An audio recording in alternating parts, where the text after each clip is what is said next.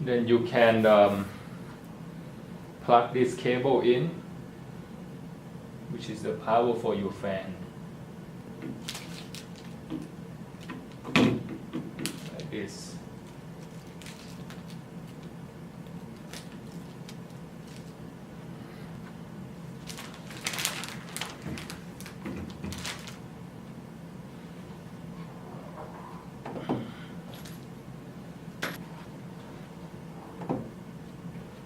So next we get the case,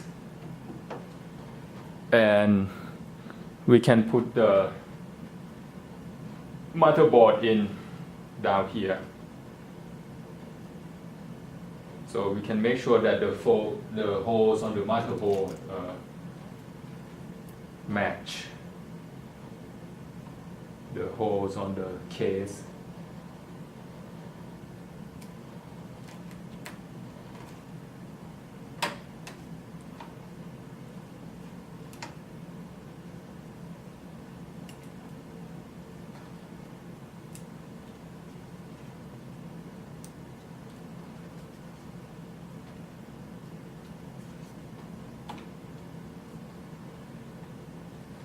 So all the holes match, and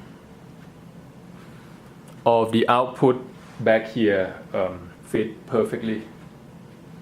So all we have to do is just screw all these holes.